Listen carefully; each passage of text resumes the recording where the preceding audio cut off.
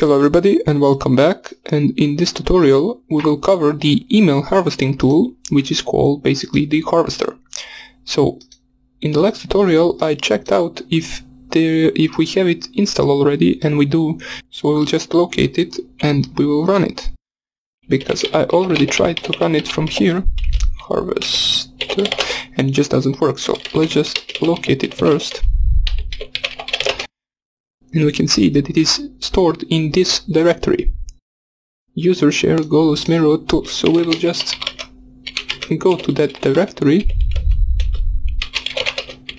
and we can see here a bunch of programs, well, not a bunch of, a few programs, and we will change our directory to the harvester. So if we type here change directory harvester, we can see that right here we have an executable file, Python file, which we will run in order to run this program. Now let me just enlarge this program, and I just want to tell you that this program basically doesn't work from time to time. So for example, once I run it, it might print us the emails, and it might not, because I run this a bunch of times on the same website, and it sometimes just finds a lot of things and sometimes it just doesn't find anything.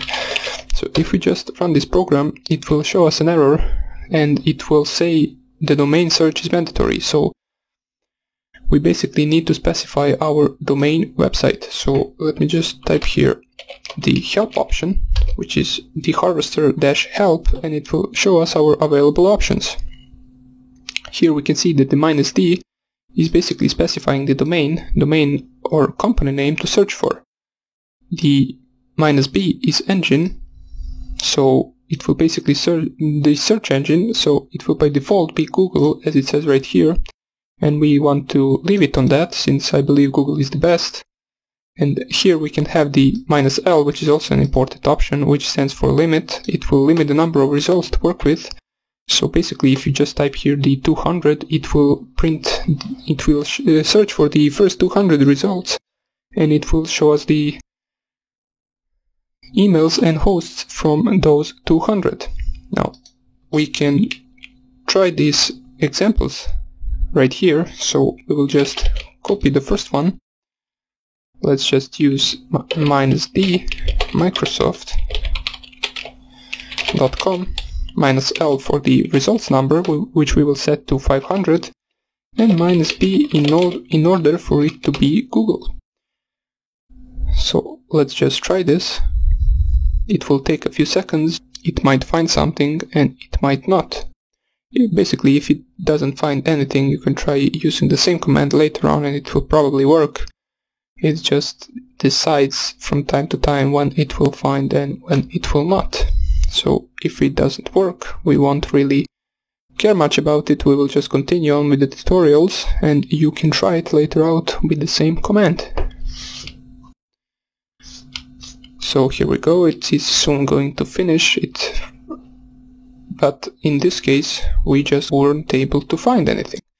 So let me just try here another website, or basically what if we just type Microsoft without .com. Maybe it will search it as a company name and it might find some of the results. We will give it one more try after it if it doesn't find anything here, and we will finish the tutorial there, since there is no point. As I said, sometimes this tool finds something and sometimes it just doesn't want to find anything. So we will wait for this to finish. First 200 results are already over. No, this one didn't work as well. So let me just try out one website that worked 20 minutes ago when I tried it. This is a website from my country, basically some university website, it doesn't even matter, you can try this on any website you want. Maybe if we use the other website, maybe it will print us something. If it doesn't, we will just proceed to the next tutorial, which will be Shodan. It is basically a search engine, basically a website that we use to search for the vulnerable devices. Now you will be surprised to how many vulnerable devices are there out on the internet. The most common vulnerable devices are basically the routers with the default username and passwords. And if you were to go on to the login page of that IP address, you would be able to enter their router and change all of their settings. But more about that in the next tutorial. As we can see, this one didn't work either. So 3 times we tried and it didn't work any of those 3. So basically later on, or tomorrow, or whenever you want, you can just try the command out once again and it will probably work. It just doesn't want to work right now. So once again, it is located in this directory.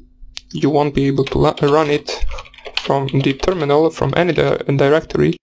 If you want to, I will show you in next tutorials how to move a file and be able to run it from any directory with just its name. So for example, I will show you how to run this file with just its name and not going to this directory all the time when you want to use it.